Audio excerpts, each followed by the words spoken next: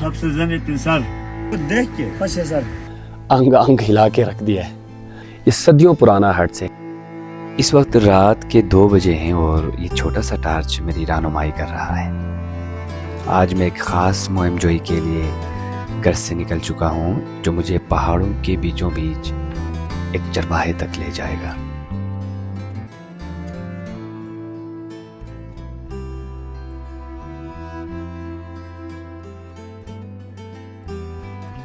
یہ راستے کٹھن ہیں اور پہاڑوں کی بل کھاتی پگڈنڈیاں جن پر قدم رکھنا گویا ایک آزمائش سے کم نہیں، مگر یہ وہی قدیم راستے ہیں جن پر صدیوں سے یہاں کے باسی اور چرواہے اپنے مال مویشیوں کے ہمراہ خاموشی سے گزر جایا کرتے تھے۔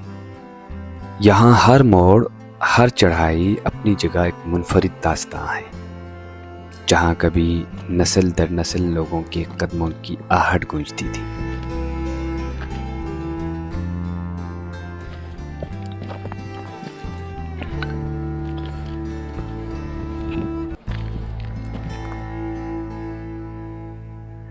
تقریباً 4 گھنٹوں کی مسلسل سفر کے بعد میں اس چرواہے تک پہنچتا ہوں جو ان پہاڑوں میں پورے گاؤں والوں کی بکریوں کا نگران ہے۔ یہاں سر خیر خیریت جو ٹھیک ٹھاک ہے، آپ خیریت سے ہیں؟ یہ چوک ناشتے یا تب سے زمین سر ایش انجین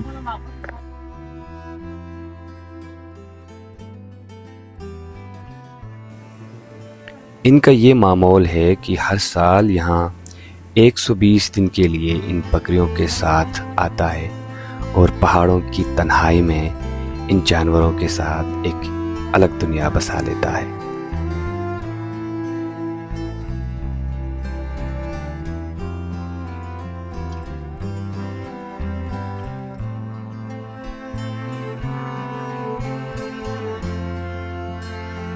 آنکھیں پہ بس تھوڑا درد ہے سر۔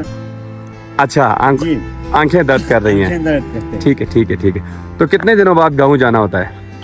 انشاءاللہ 120 دن ہم یہاں پہ پہاڑوں پہ بیٹھنا ہے جی۔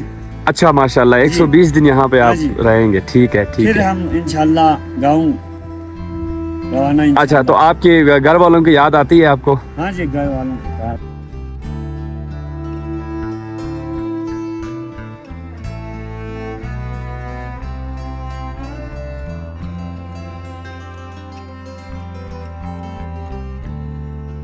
یہاں ان سرد ہواؤں کے بیچ ایک سادہ اور مخلص چرواہے کے ساتھ اس خاموش غار میں بیٹھ کر چائے پینا ایک ایسا تجربہ تھا جو الفاظ میں بیان کرنا مشکل ہے۔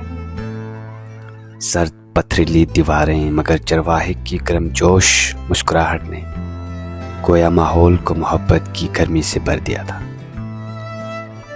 چائے کی ہر گھونٹ میں جیسے ایک کہانی پوشیدہ ہو، ایک ایسی کہانی جو برسوں کے تجربات اور پہاڑوں کی خاموشیوں سے جڑی ہے۔ ان کی آنکھوں میں زندگی کے وہ سبق جھلک رہی تھی جو کتابوں سے نہیں بلکہ قدرت کی گود میں رہ کر سیکھے جاتے ہیں۔ ان کی سادگی اور غار کی خاموش فضا میں ہر چیز ایک منفرد کہانی بیان کر رہی تھی۔ مجھے ایسا لگ رہا تھا کہ ان پہاڑوں کا بادشاہ ہے اور میں ایک مسافر جو اس کی دنیا میں کچھ دیر کے لیے آ کر قدرت کی عظمت اور انسانی تعلق کی سچائی کو قریب سے محسوس کر رہا ہوں۔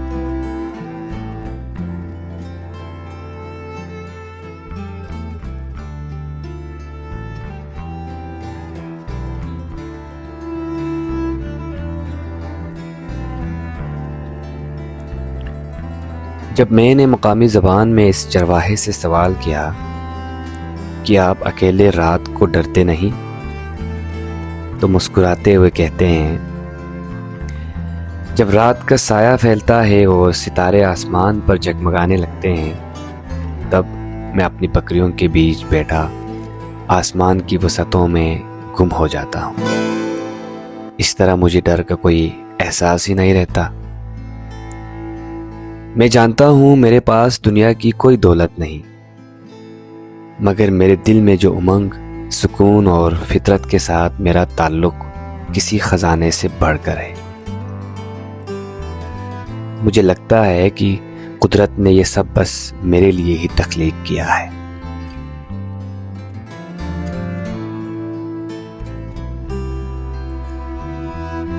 میں گاؤں سے یہ ارادہ کر کے آیا تھا کہ ان سے ملاقات کرنے کے بعد میں واپس گاؤں کی طرف لوٹ آؤں، لیکن ضامن صاحب کی ان خوبصورت باتوں نے میرے اندر ایسا جذبہ پیدا کیا کہ میرا جی چاہنے لگا اس سفر کو یہاں ختم کرنے کے بجائے مزید اونچائیوں کی طرف بڑھوں۔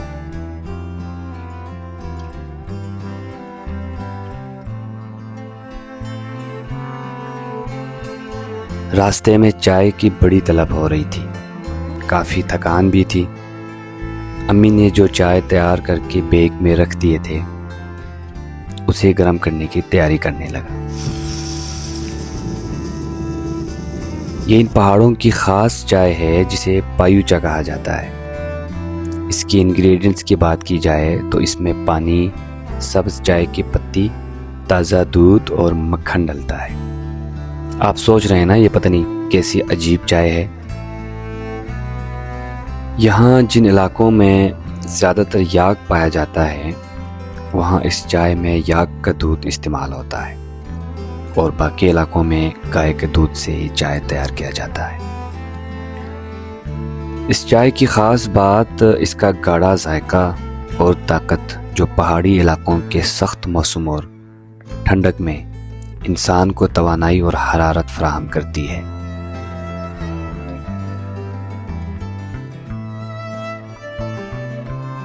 تقریباً 5 گھنٹوں کی تھکا دینے والی مسافت کے بعد میں اب ایک ایسی جگہ پہنچتا ہوں جہاں پتھروں سے بنے جھونپڑے آج بھی وقت کی گرد جھاڑتے ہوئے خاموشی سے کھڑے ہیں۔ یہ جھونپڑے گاؤں کے بزرگوں کی یادیں اور گزرے وقتوں کی روایات کا ایک زندہ نمونہ ہے۔ کبھی یہاں زندگی کی رونق اپنے عروج پر تھی۔ دن بھر کی محنت کے بعد جب شام ڈلتی تو گاؤں کے لوگ یہاں اکٹھے ہوتے اور گوبر کی آگ جلا کر سب مل بیٹھتے تھے۔ یہ آگ نہ صرف ان کی ضروریات پوری کرتی بلکہ ان کی اپنائیت اور محبت کو بھی جلا بخشتی تھی۔ ان جھونپڑوں کے اندر چھپی یادیں اور کہانیاں وقت کی دھول میں دبے وہ راز ہیں جو انشاءاللہ اسی ولاگ کے پارٹ 2 میں آپ جان سکیں گے۔ میں بہت جلد اگلے ولاگ کے ساتھ حاضر ہو جاؤں گا، تب تک کے لیے اجازت دیجیے۔ اللہ حافظ۔ انگ انگ ہلا کے رکھ دیا ہے۔ یہ صدیوں پرانا ہٹ سے